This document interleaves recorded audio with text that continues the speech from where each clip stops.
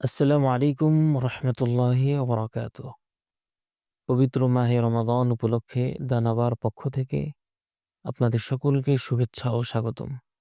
আমরা প্রতিদিন যে আলহামদুলিল্লাহ তারাবির যে অংশটুকু আমরা সালাতের মধ্যে পড়ি, সেই অংশটুকু নিয়ে আমরা আলোচনা করব। তো আলহামদুলিল্লাহ আজকে তৃতীয় তারাবি শেষ হয়েছে। তো তৃতীয় তারাবির অংশটুকু হলো চতুর্থ নাম্বার পারা এবং পঞ্চম পারার প্রথম আধা পারা, অর্থাৎ সূরাতুল আলে ইমরানের ৯২ আয়াত থেকে শেষ পর্যন্ত এবং সূরাতুন নিসা প্রথম আয়াত থেকে ৮৭ নম্বর আয়াত পর্যন্ত। তো শুরুতেই আল্লাহ তাআলা বলতেছেন, লান তানালুল বিররা হাত্তা তুনফিকু মিম্মা তুহিব্বুন, যে তোমরা আল্লাহর রাস্তায় তোমাদের প্রিয় বস্তুটাকে ব্যয় করো।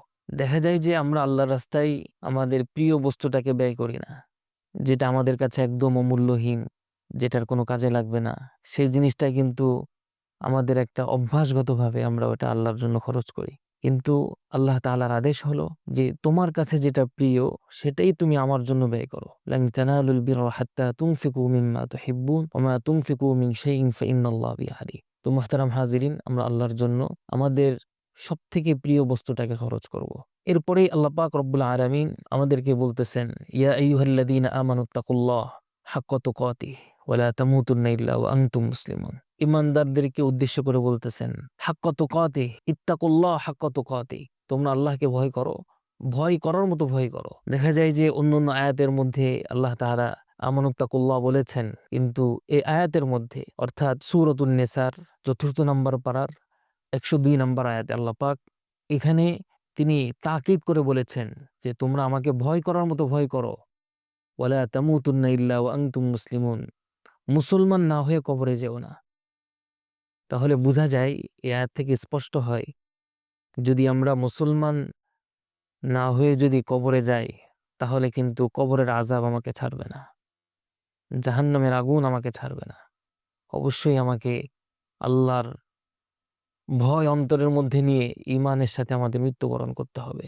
এটা খুবই গুরুত্বপূর্ণ একটা মেসেজ। তৃতীয় নম্বর বিষয় হলো, আল্লাহ তাআলা বলতেছেন, ওয়াতাসিমু বিহাবলিল্লাহি জামিআন ওয়া লা তাফাররাকু, যে তোমরা ঐক্যবদ্ধ হও, তোমরা বিচ্ছিন্ন হও না। আসলেই আমরা খুবই দুর্ভাগা একটা জাতি, আমাদের মধ্যে ঐক্য নাই, বিচ্ছিন্ন হয়ে আছে গোটা জাতি। যেদিকেই তাকাই সেদিকেই বিচ্ছিন্ন হয়ে আছে সবাই। আপনি দেখেন, আজকে যদি ওলামায়ে কেরাম যদি ঐক্যবদ্ধ থাকতো, তাহলে এদেশের রাষ্ট্র কায়েম ইসলাম থাকতো, ইসলামী রাষ্ট্র কায়েম হয়ে যাইত। কিন্তু ওলামায়ে কেরামের মধ্যে বিচ্ছিন্নতা দেখা যায়, যার যেদিকে মনে চায় সেদিকেই সে বিচ্ছিন্ন হয়ে আছে। আমরা মুসলমান যদি ঐক্যবদ্ধ থাকতাম, তাহলে আমার বিশ্বাস আজ গোটা বিশ্ব রাজত্ব করতো মুসলমানরা। কিন্তু দেখা যায় যে মুসলমানরা আমরা বিচ্ছিন্ন হওয়ার কারণে ইহুদি খ্রিস্টানরা আমাদের উপর নির্যাতনের স্টিম রুলার চালু করে দিয়েছে। যেদিকেই তাকায় সেদিকেই শুধু মুসলমানদের নির্যাতনের আওয়াজ আমরা পাই। ফিলিস্তিনের দিকে তাকাইলে নির্যাতন, কাশ্মীরের দিকে তাকাইলে নির্যাতন, লেবাননের দিকে তাকাইলে নির্যাতন, ভারতের দিকে তাকাইলে মুসলমানদের নির্যাতন। আমরা এখন ঐক্যবদ্ধ হতে পারি নাই। কিন্তু আল্লাহ তাআলা বলেছেন, ওয়াতাসিমু বিহাবলিল্লাহ জামিআন ওয়া লা তাফাররাকু, তোমরা আল্লাহর জন্য ঐক্যবদ্ধ হও না, কেন বিচ্ছিন্ন হচ্ছ? তো সকলের কাছে মেসেজ থাকবে, আমরা ঐক্যবদ্ধ হয়ে যাই, ইনশাআল্লাহ আমাদেরকে কেউ যেন বিচ্ছিন্ন করতে না পারে। এরপরের বিষয় হলো, আল্লাহ তাআলা বলতেছেন ১৩২ নম্বর আয়াতে, যে তোমরা আল্লাহ আল্লাহর রাসূলের অনুগত্য করো। ওয়া আতিউল্লাহ ওয়া আতিউর রাসূলা লাআল্লাকুম তুরহামুন। আল্লাহ আল্লাহর রাসূলের অনুগত্য, এটা অনেক বড় বিষয়। অন্য আয়াতের মধ্যে, এই পারারই অন্য আয়াতের মধ্যে আল্লাহ তাআলা বলতেছেন, ওয়া মান ইউতিইল্লাহ ওয়ার রাসূল ফাউলাইকা মাআল্লাযীনা আন'আমা আল্লাহু আলাইহিম মিনান নাবিয়্যিন ওয়াস সিদ্দীকিন ওয়াশ শুহাদাই ওয়াস সালিহিন ওয়া হাসুনা উলাইকা রাফিকা।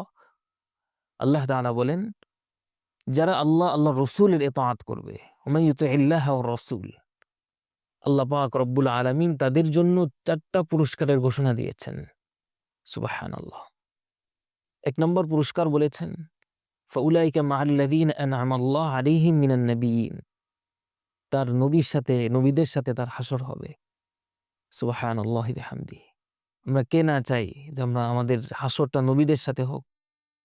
এরপরেই আল্লাহ পাক বলেছেন, ফাউলাইকা আন'আমা আল্লাহু আলাইহিম মিনান নাবিয়্যিন ওয়াস সিদ্দীকিন, সিদ্দীকিনের সাথে হাসর হবে। ওয়াশ-শুহাদা, শহীদদের সাথে হাসর হবে, ওয়াস-সালিহিন, সলিহিন ব্যক্তিদের সাথে হাসর হবে। এই যে ৪ নেককার ব্যক্তিদের ব্যাপারে বলা হয়েছে, যারা আল্লাহর রসুলের ইতাআত করবে। আমরা সকলেই চাই আমার হাসরটা নবীদের সাথে হোক, আমার হাসরটা সিদ্দিকীনের সাথে হোক, আমার হাসরটা শুহাদায়ে কেরামের সাথে হোক, আমার হাসরটা সলিহিনদের সাথে হোক। যদি আমরা আল্লাহ রসুলের ইতাআত করতে পারি, তাহলে নবীদের সাথে আমাদের হাসর হবে। তো মুহতারাম হাজিরিন, পবিত্র মাহে রমাদান আমরা আমাদের পরিপূর্ণ সময়টাকে আল্লাহ রসুলের জন্য ইতাআত, আল্লাহ রসুলের জন্য আমরা ব্যয় করি। আল্লাহ রসুলের ইতাআতে আমরা আমাদের জীবনকে পরিচালনা করি। তাহলেই হবে আমাদের জীবনের সফলতা, তাহলেই হবে নবীদের সাথে আমাদের হাসর, সিদ্দিকীনদের সাথে হাসর, শুহাদায়ে কেরামের সাথে হাসর, সলিহিনদের সাথে হাসর। আল্লাহ তাআলা কবুল করে নেন। এরপরে আল্লাহ পাক রব্বুল আলামিন বলতেছেন, আল্লাহর পক্ষ থেকে ক্ষমা এবং জান্নাত লাভের জন্য প্রতিযোগিতা করা। ওয়াসারিউ ইলা মাগফিরাতিম মির রাব্বিকুম ওয়া জান্নাতিন আরদুহাস সামাওয়াতু ওয়াল আরদ। জান্নাতে যাওয়ার জন্য আমাদের প্রতিযোগিতা থাকা দরকার। কিন্তু আমরা আসলেই দুনিয়া নিয়ে এমনভাবে পড়ে আছি, আমরা আমাদের আখিরাতের জিন্দেগিকে ভুলে গিয়েছি। এমনভাবে ভুলে গিয়েছি যে আখিরাত নামক যা সামনের যে জীবন আছে আমাদের, আমরা এটাকে কোনো কিছুই মনে করি না। বাস জীবন যেদিকে চাই সেদিকেই আমরা চলে যাচ্ছি। যেদিকেই মনে চায় সেদিকেই আমরা দুনিয়ার পিছনে আমরা আমাদের জীবনটাকে ব্যয় করে ফেলতেছি। তো জান্নাতে যাওয়ার জন্য আমাদের প্রতিযোগিতা থাকা দরকার। দুনিয়াবী মানুষ দুনিয়া অর্জন করার জন্য প্রতিযোগিতা করে। যদি কারোর একটা গাড়ি থাকে, সে প্রতিযোগিতা করে আরো ২টা গাড়ি বানানোর চেষ্টা করে। কারোর যদি ২টা বিল্ডিং থাকে, তাহলে আরো ৪টা বিল্ডিং বানানোর চেষ্টা করে। দুনিয়া নিয়ে প্রতিযোগিতা আছে, কিন্তু জান্নাত পাওয়ার জন্য আমাদের মধ্যে প্রতিযোগিতা নাই।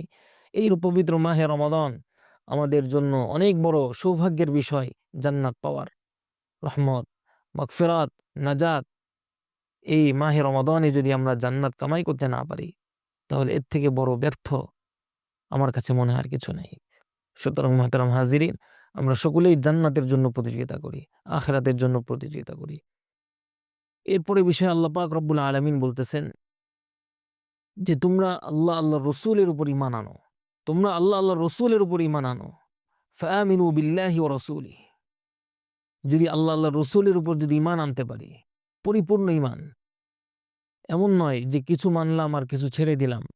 যতটুকু মানতে ইচ্ছা করলো ততটুকু মানলাম, যতটুকু মানতে ইচ্ছা করলো না ততটুকু অন্য কোনো ধর্মের আকীদাকে মেনে নিলাম, কৃষ্টি কালচারকে মেনে নিলাম।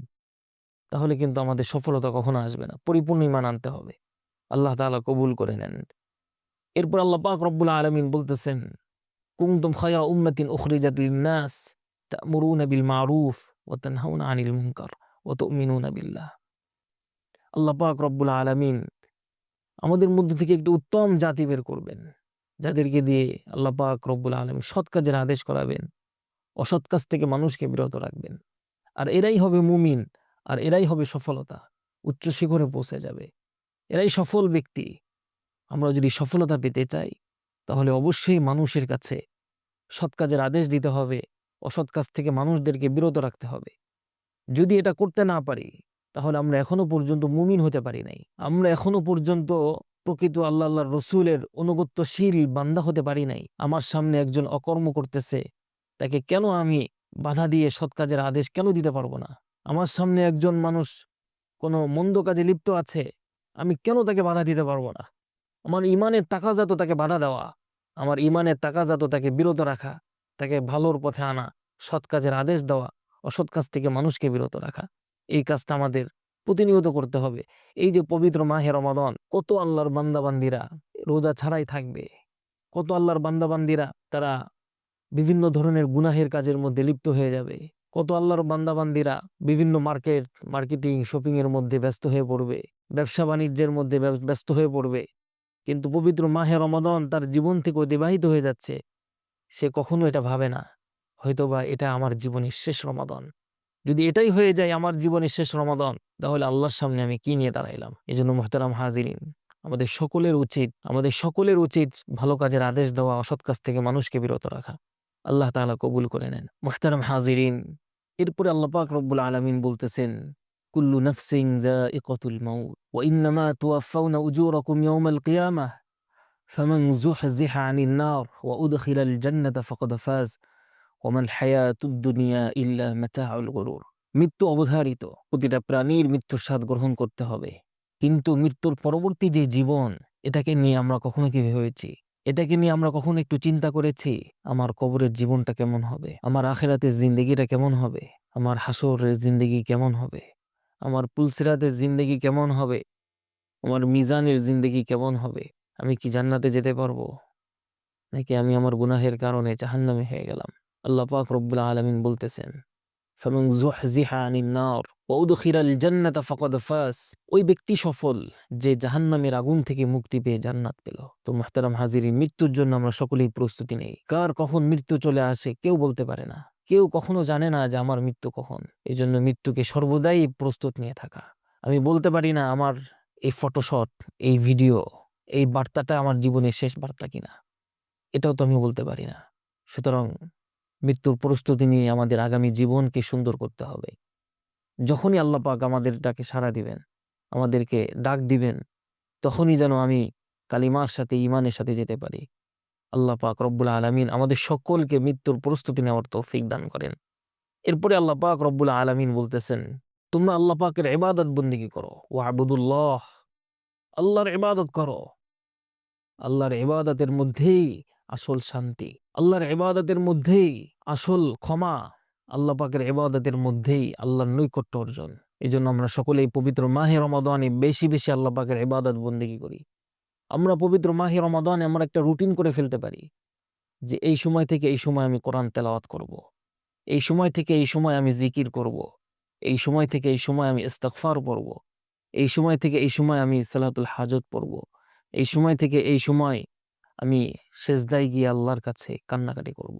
আমরা এভাবে যদি পবিত্র মাহে রমাদানটাকে রুটিন মাফিক অনুযায়ী চলতে পারি, হয়তো এই পবিত্র মাহে রমাদান আমাদের জন্য নাজাতের বার্তা নিয়ে আসবে। এরপরে আল্লাহ বলতেছেন, ওয়ালা তুশরিকু বিহি শাইআ, তোমরা আমার সাথে কাউকে শরীক করো না। শিরিকের গুনাহ সবথেকে বড় গুনাহ। ইন্না শিরকা লাযুলমুন আযীম। লোকমান হাকিম তিনি তার সন্তানকে উপদেশ দিয়েছেন, ইয়া বুনাইয়া লা তুশরিক বিল্লাহ, হে আমার সন্তান তুমি আল্লাহর সাথে শিরিক করো না, কারণ ইন্না শিরকা লাযুলমুন আযীম, শিরিকের গুনাহ অনেক বড় মহা গুনাহ। আল্লাহ পাক সব গুনাহ মাফ করবে, কিন্তু শিরিকের গুনাহ আল্লাহ পাক কখনোই মাফ করবে না। কখনোই আল্লাহ পাক রব্বুল আলামিন শিরিকের গুনাহ মাফ করবে না। তোমরা তোমাদের পিতামাতা, আত্মীয়-স্বজন, পাড়া-প্রতিবেশী সকলের সাথে তোমরা সদাচরণ করো, ভালো আচরণ করো, ভালো ব্যবহার করো। ভালো ব্যবহার এটা মুমিনের একটা সিফাত। ভালো ব্যবহারের মাধ্যমেই একজন মানুষ মানুষ হতে পারে। আর একজন মানুষ মানুষ নামে কিন্তু তার মধ্যে ভালো ব্যবহার নাই, তাহলে সে এখনো মানুষ হতে পারে নাই, এখনো তার মধ্যে অমানুষ বিরাজ করছে। মুহতারাম হাজিরিন, আমাদের যদি ভালো মানুষ হতে হয় তাহলে অবশ্যই আল্লাহ পাকের যে হুকুম যে তোমরা মানুষের সাথে ভালো আচরণ করো, পিতামাতার সাথে ভালো আচরণ করো, আত্মীয় স্বজনের সাথে ভালো আচরণ করো, পরিবারের সাথে ভালো আচরণ করো, আমাদের সকলের উচিত ভালো আচরণ করা, নেক আচরণ করা। আমার আচরণে যেন পৃথিবীর কোনো মানুষ কষ্ট না পায়, আমার আচরণে পৃথিবীর একটা মাখলুকও যেন কষ্ট না পায়, একটা পিপিলিকাও যেন কষ্ট না পায়। সেভাবে যদি আমরা আমাদের জীবনটাকে গড়তে পারি, হয়তো এতটুকু ভালো আচরণের উসিলাই, মাখলুকের প্রতি ভালো আচরণের উসিলাই আল্লাহ পাক হয়তো আমাদেরকে মাফ করে দিবে। আল্লাহ পাক হয়তো আমাদেরকে নাজাতের ফয়সালা করবে। আল্লাহ রাসূল সাল্লাল্লাহু আলাইহি ওয়াসাল্লাম হাদিস শরীফের মধ্যে বলেছেন, ইরহামু মান ফিল আরদি ইয়ারহামকুম মান ফিস সামা। যদি তুমি জমিনবাসীর উপর দয়াশীল হও, তুমি যদি তাদের প্রতি দয়াবান হও, তাহলে আল্লাহ তাআলা আসমানওয়ালা আল্লাহ তাআলা তিনি তোমার উপর রহম করবে। আল্লাহর যদি দয়া পেতে চাই তাহলে মানুষের দয়া করতে হবে, মানুষকে দয়া করতে হবে, মানুষের সাথে ভালো আচরণ করতে হবে। আল্লাহ তাআলা আমাদের সকলকে আমল করার তৌফিক দান করেন।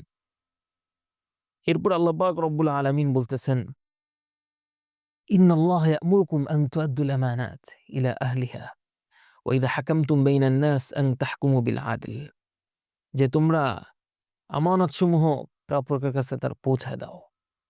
আমানতের খেয়ানত করো না তোমরা। আল্লাহ রাসূল সাল্লাল্লাহু আলাইহি ওয়াসাল্লাম বলেছেন, লা ঈমানা লিমান লা আমানাতা লাহ। আল্লাহ তাআলা বলতেছেন, ইন্নাল্লাহা ইয়া'মুরুকুম আন তু'আদ্দুল আমানাতি ইলা আহলিহা ওয়া ইযা হাকামতুম বাইনান নাসি আন তাহকুমু বিল আদল। আল্লাহ পাক রব্বুল আলামিন বলেন যে আমানতের যে প্রাপকের আছে তার কাছে তোমরা তার আমানত পৌঁছায় দাও। আমানত এটা অনেক গুরুত্বপূর্ণ একটা বিষয়। এটা ঈমানের সাথে সম্পর্ক। কারণ রাসূল করিম সাল্লাল্লাহু আলাইহি ওয়াসাল্লাম বলেছেন, লা ঈমানা লিমান লা আমানাতা লাহ। যার মধ্যে আমানতদারিতা নাই তার ঈমানই নাই। সুতরাং আমানতের খেয়ানত করা যাবে না মুহতারাম হাজিরিন। আল্লাহ পাক রব্বুল আলামিন আদেশ করেছেন, যিনি আমানতের প্রাপকার তার কাছে তুমি তার আমানত পৌঁছায় দাও। শুধু তাই নয়, ওয়াইদা হাকামতুম বাইনান নাস আন তাহকুমু বিল আদল। মানুষের মাঝে তোমরা ন্যায় বিচার করো। ন্যায় বিচার আমাদের সমাজ থেকে উঠে গিয়েছে। জোর যার মূল্যক তার বিষয়টা হয়ে গিয়েছে এমন। কিন্তু ন্যায় বিচার ইনসাফ আমরা এখনো কায়েম করতে পারি নাই। আমরা যদি আমাদের নিজের ব্যক্তিগত জীবন থেকে শুরু করে পারিবারিক জীবন, সামাজিক জীবন, রাষ্ট্রীয় জীবন, আন্তর্জাতিক জীবন, আপনি দেখবেন আমরা আমাদের নিজেদের উপরেই ন্যায় বিচার করি না। আমি আমার উপর ন্যায় বিচার করি না। যেভাবে আল্লাহ পাক রব্বুল আলামিন যে কাজ করার কথা বলেছেন, যে হুকুম দিয়েছেন, যে আদেশ করেছেন, সে আদেশগুলো আমি কতটুকু মানতে পারতেছি। আমি তো আমার উপর ন্যায় বিচার করছি না। আমি তো আমার চোখের ন্যায় বিচার করছি না। আমি তো আমার হাতের ন্যায় বিচার করছি না। আমি তো আমার কলবের ন্যায় বিচার করছি না। আমি তো আমার পায়ের ন্যায় বিচার করছি না। কিয়ামতের দিন আল্লাহ পাক রব্বুল আলামিন আমাদেরকে জিজ্ঞাসা করবেন, তুমি তোমার জীবনকে কোথায় ব্যয় করেছ, কিভাবে ব্যয় করেছ। তো সেই জায়গা থেকে আমাদের উচিত নিজেদের উপর ন্যায় বিচার প্রতিষ্ঠা করা, পরিবারের মধ্যে ন্যায় বিচার প্রতিষ্ঠা করা। আমরা পরিবারের উপর জুলুম করি, আমরা আমাদের স্ত্রীদের উপর জুলুম করি, আমরা আমাদের ভাই বোনদের উপর জুলুম করি। সামান্য দুনিয়ার বিষয় নিয়ে, জায়গা জমি নিয়ে, সামান্য দুনিয়ার অর্থর কারণে আমরা এক ভাই আরেক ভাইয়ের উপর জুলুম করি। সন্তানরা মা বাপের উপর জুলুম করে, মা বাবারা সন্তানের উপর জুলুম করে। পারিবারিকভাবেও আমরা একজন আরেকজনের উপর অন্যায় করতেছি, ন্যায় বিচার করতেছি না। আমাদের উচিত প্রতিটা কাজে, প্রতিটা ক্ষেত্রে, প্রতিটা সেক্টরে ন্যায় বিচার প্রতিষ্ঠা হওয়া। হাদিস শরীফের মধ্যে আল্লাহ রাসূল সাল্লাল্লাহু আলাইহি ওয়াসাল্লাম বলেছেন, কিয়ামতের দিন আল্লাহ তাআলা ৭ শ্রেণীর ব্যক্তিদেরকে আরশের নিচে ছায়া দান করবে। এর মধ্যে প্রথম যে প্রকার আদল, ইনসাফ যিনি প্রতিষ্ঠা করতে পারবেন তাকে আল্লাহ তাআলা আরশের নিচে ছায়া দান করবে। আমাদের উচিত ন্যায় বিচার প্রতিষ্ঠা করা। ব্যক্তিগত জীবন, পারিবারিক জীবন, সামাজিক জীবন, রাষ্ট্রীয় জীবন, আন্তর্জাতিক জীবন, সর্বক্ষেত্রে, সর্বমাহাউলে, সর্ব জায়গায় ন্যায় বিচার প্রতিষ্ঠা করা। আল্লাহ তাআলা কবুল করে নেন। এরপরে আল্লাহ পাক রব্বুল আলামিন বলতেছেন, মান ইয়াশফা' শাফাআতান হাসানাতান ইয়াকুল লাহু নাসীবুম মিনহা ওয়া মান ইয়াশফা' শাফাআতান সাইয়্যাতান ইয়াকুল লাহু কিফলুম মিনহা। তুমি যদি ভালো কাজের সুপারিশ করো তাহলে সে ভালো কাজের একটা অংশ তুমি পেয়ে যাবে। আমরা ভালো কাজের সুপারিশ করি না, মন্দ কাজের সুপারিশ করি। আমরা আমাদের বন্ধু বান্ধবদেরকে ভালো কাজের আদেশ দিই না, নামাজের আদেশ করতে পারি না, কিন্তু গান শোনার জন্য আহ্বান করতে পারি। আমরা আমাদের পরিবারকে নামাজের আদেশ করতে পারি না, রোজার আদেশ করতে পারি না, আল্লাহ পাকের ইবাদত বন্দেগীর আদেশ করতে পারি না, কিন্তু ঠিকই বিভিন্ন ধরনের গুনাহের মধ্যে, পরিবার কেন্দ্রিকভাবেই গুনাহের মধ্যে আমরা লিপ্ত আছি। এজন্য উচিত ভালো কাজের আদেশ দেওয়া। হয়তো এই ভালো কাজের আদেশটাই আপনার নাজাতের জন্য উসিলা হয়ে যাইতে পারে। আবার আল্লাহ পাক বলতেছেন, ওয়া মান ইয়াশফা' শাফাআতান সাইয়্যাতান ইয়াকুল লাহু কিফলুম মিনহা। তুমি যদি মন্দ কাজের আদেশ করো তাহলে মন্দের একটা অংশ তুমি পেয়ে যাবে। দেখেন, আপনি যদি মন্দ কাজের আদেশ করে যান, হয়তো আপনি চলে যাবেন। আপনার এই আদেশের কারণে মন্দ কাজটা যদি জারি থাকে, অটোমেটিকলি কবরে আপনার এই মন্দ কাজের ফলাফল আপনি পেতে থাকবেন। আবার যদি ভালো কাজের আদেশ করে যান, হয়তো আপনি চলে যাবেন, কবরে অটোমেটিকলি আপনার ভালো কাজের এই সওয়াবটুকু আপনি পেতে থাকবেন। আপনি কোনটা করবেন? আপনি ডিসাইড করেন। আপনি কি ভালো কাজের আদেশ দিবেন না মন্দ কাজের আদেশ দিবেন? আমি ভালো করতে না পারি, কেন মন্দ কাজের আদেশ দিব? আল্লাহ তাআলা আমাদের সকলকে বুঝার তৌফিক দান করেন। সর্বশেষ আজকের এই পারার, আজকের এই তারাবির সর্বশেষ যে আয়াতে কারিমা, আল্লাহ তাআলা বলতেছেন, আল্লাহু লা ইলাহা ইল্লাহু লা ইয়াজমা'আন্নাকুম ইলা ইয়াউমিল কিয়ামাতি লা রাইবা ফীহি ওয়া মান আসদাকু মিনাল্লাহি হাদিসা। আল্লাহ ছাড়া আমাদের কোনো মাবুদ নাই, আর কোনো ইলাহ নাই, আর কোনো সত্তা নাই, আর কোনো রাজ্জাক নাই, আর কোনো খালিক আর মালিক নাই। আল্লাহই আল্লাহ। আল্লাহ বলতেছেন, লা ইয়াজমা'আন্নাকুম ইলা ইয়াউমিল কিয়ামাতি লা রাইবা ফীহি, কোনো সন্দেহ নাই আমি তোমাদের সকলকে কিয়ামতের দিন একত্রিত করব। সেদিন আমাদের কি অবস্থা হবে? সেদিন আমাদের কি পরিণতি হবে? আল্লাহর সামনে আমি কিভাবে দাঁড়াবো? আল্লাহর সামনে আমি কি জবাব দিব আমার জীবনের? এজন্য আমাদের উচিত, মুহতারাম হাজিরিন, আল্লাহর সামনে দাঁড়ানোর জন্য কিয়ামতের দিন আল্লাহর যে প্রশ্নগুলো করবেন, সে প্রশ্নের উত্তর দেওয়ার জন্য আমরা কতটুকু প্রস্তুত আছি? আমরা কতটুকু প্রস্তুত আছি? এখনই প্রস্তুতের সময়। এই পবিত্র মাহে রমাদান, অতীতের যত জীবনের গুনাহ হয়েছে আমাদের, সব জীবনের গুনাহগুলো মাফ করে নিয়ে, মাফ চেয়ে নিয়ে, নিষ্পাপ হয়ে আমরা আল্লাহর নৈকট্য অর্জন করি এই পবিত্র মাহে রমাদানে।